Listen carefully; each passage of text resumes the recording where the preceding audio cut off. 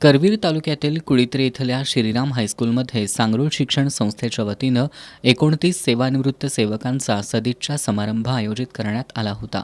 यावेळी शिवाजी विद्यापीठाचे माजी प्रभारी कुलगुरू आणि BCUDचे माजी संचालक प्राचार्य डॉक्टर DR मोरे, संस्थेचे सेक्रेटरी आमदार जयंत आसगावकर, शिक्षण अधिकारी सुवर्णा सावंत, प्राचार्य डॉक्टर महादेव नरके यांची प्रमुख उपस्थिती होती.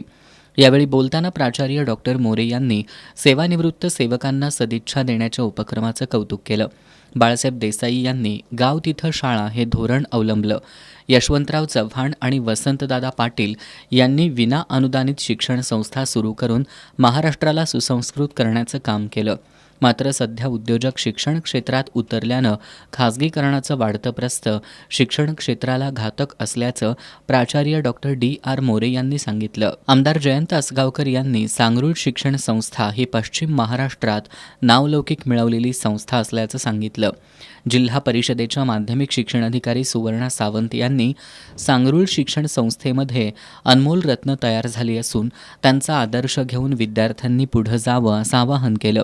प्राचार्य डॉक्टर महादेव नरके यांनी सांगरूळ शिक्षण संस्थेनं ग्रामीण भागात शिक्षणाचं जाळं निर्माण करून ग्रामीण भागातील विद्यार्थ्यांना जीवनात सक्षमपणे उभं केल्याचं सांगितलं.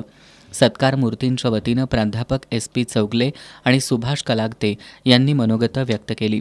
यावेळी संस्थेचे अध्यक्ष यशवंत खाडे, उपाध्यक्ष KNA Jadhav, DG Khade, DN Kulkarni, Anandrao कासोटे, प्राचार्य doctor VM Patil, doctor RR कुंभार, संजय पाटील, उपप्राचार्य VS खामकर, उपमुख्याध्यापक VR पाटील यांच्यासह शिक्षक, शिक्षकेतर कर्मचारी आणि विद्यार्थी उपस्थित होते.